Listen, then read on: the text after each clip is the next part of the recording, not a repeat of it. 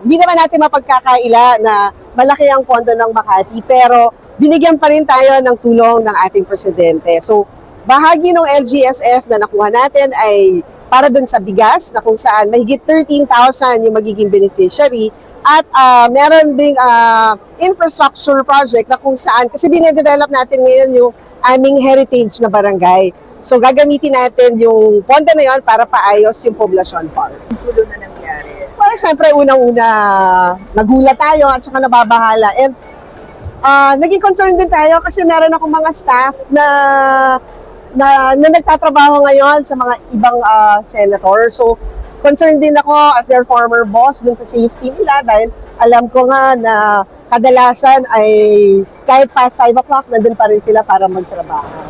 Ngayon, jobless ako, tsaka may maintenance na. Laking pasasalamat namin, lalo na sa akin, kasi parang wala ka nang intindihin, kundi may bigas ka na, parang ang iasikasuhin mo na lang ulam. Malaking bagay na kung every 2 months makatanggap ka ng ganyan, tuloy-tuloy na siya. Blessing na yun talaga sa amin, pang araw-araw na pangangailangan. Maraming salamat po, Pangulong BBM, sa binigay mong bigas sa mga mamamayan, lalo na sa amin dito sa Makati. Yung mga ganitong klaseng scholarship, malaking tulong po siya kasi nakakatulong po talaga siya sa mga estudyante sa transportasyon, sa pagkain, o kaya naman sa pagbili ng mga materyales na kailangan para sa eskwelahan at pambayad na rin po ng tuition. Malaki po yung pasasalamat ko na nabilang po ako sa presidential scholar. At mabago na po yung siguro yung trajectory ng buhay ko in a way na hindi lang po kayo natulungan nito, pati na rin po yung mga magulang ko na nagpapaaral din po sa akin. Isang mensahe po ng pasasalamat sa Pangulong Bongbong Marcos. Maraming salamat po sa pagbibigay ng presidential scholar sa mga estudyante na katulad ko. At sana po ay mas mahigitan pa po nito yung mga susunod na programa na inyong ipapatupad. Maraming salamat po.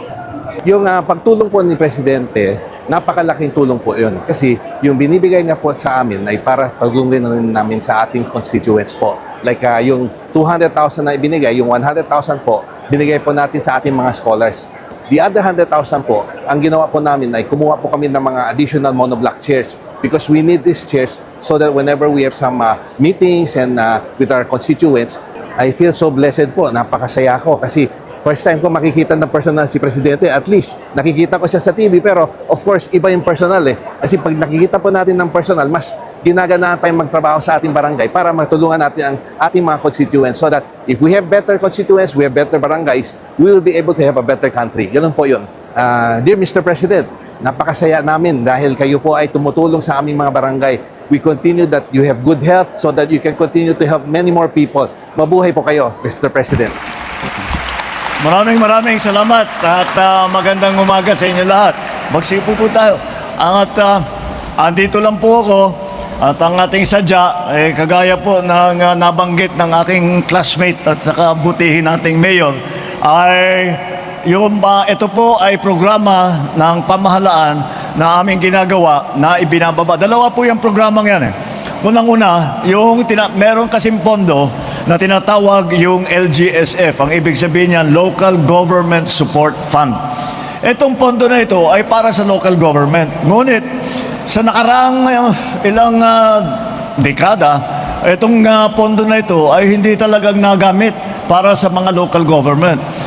Kako, siguro, ito na yung pagkakataon ko na gamitin natin ng tama para makapagsabay ng trabaho ang local government at national government.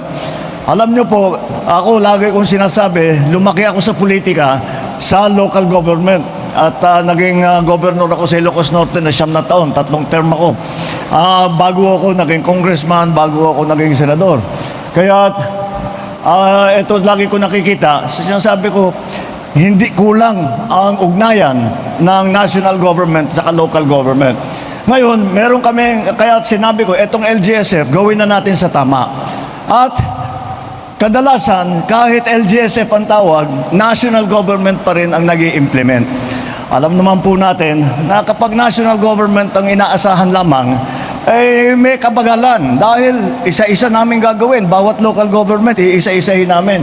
Bakit ba't di tayo makipagsabay, makipagkapit-bisig na kasama natin ang mga local government? Dahil ang local government, hindi na tayo kailangan magpadala ng tao. Hindi na tayo kailangan magpa-survey. Gagawa tayo ng listahan kung sino ba yung mga nangangailangan. Isa-isahin namin bawat munisipyo, bawat bayan, bawat probinsya. Ako nasa hawak na ng mga mayor yan at saka ng mga gobernador. Kaya di na natin sila tulungan at magtulungan tayo. Ito po, ang ginawa namin, binaba na lang namin yung LGSF. Imbis na ang national government ang gumagamit at nag-implement, baba na lang natin sa local government. At sa local government naman, nakakatiyak tayo, mas mabilis ang dating ng serbisyo, ng pondo sa taong bayan. Kaya po, yan po ang aming ginawa sa LGSF. Ngunit kasama po doon, dahil po, lagi kong inaalala, ang ating mga kababayan na sa ngayon ay hindi pa nakakatiyak sa kanilang pagkain. At nung una po akong umupo bilang Pangulo, in-interview po ako at tinanong sa akin, ano ba talaga ang layunin mo na pagkatapos mo maging presidente? Ang pinakamagandang achievement na pwedeng masabi? Sabi ko, ang talagang pangarap ko ay masabi natin na wala ng Pilipino ng gutom. Kaya sinabay natin na kailangan dun sa LGSF yung isang bahagi ron ay gagamitin para dito sa programang ito na pagbibigay ng bigas sa mga nangangailangan. Ito po ay nakikita ninyo, tigsa 10 kilo na sako ng bigas at bibigyan po natin lahat ng nasa listahan na binigay sa atin ng mayor, ng mga barangay captain. Nandyan po lahat at sasabi namin, bigyan natin para naman makatiyak sila kahit papano na meron silang bigas na kakainin. Yung ulam, palagay ko kaya naman kahit papano makahanap ng mga paulam. Pero ang importante ay may bigas na kakainin. Alam naman ng tayong Pilipino, para sa atin, kung walang bigas, walang kain. Kaya mahalaga na magkaroon na makapagbigay tayo, makatiyak ang ating mga mas nangangailangan na kababayan na nakakatiyak sila na meron silang makain. At wag po kayo mag-alala. Ito po ay hindi po minsanan na pagbigay. Magbibigay po kami ng 10 kilo na sako ng bigas 6 na beses sa isang taon. Bawat 2 buwan, meron po ulit na 10 kilo ng bigas. Yan po ang aming para makatulong po at tuloy-tuloy po ito. At ito po ay isang bahagi. Buti na lang, ito po ay hindi dahil sa oil crisis doon sa Middle East. Hindi po ito nataon lang na nasabay. Kaya sabi ko, nagpapasalamat ako na nung dumating yung crisis, sabi ko tamang-tama, buti na lang may programa na tayo para tulungan. At dahil mas maraming naghihirap, dahil tumataas, alam naman po natin, pagtaas ng presyo ng langis, nagtataas ang ng presyo ng lahat. Kaya sabi ko, tamang-tama, nataon itong programa na ito. Yung pangalawang programa po ay aming binibigay naman sa ating mga barangay officials. Ano naman po ito? Meron din pondo na ginawa natin, nagbuo tayo para sa mga barangay. Itong pondo po ito ay binibigay namin sa bawat barangay.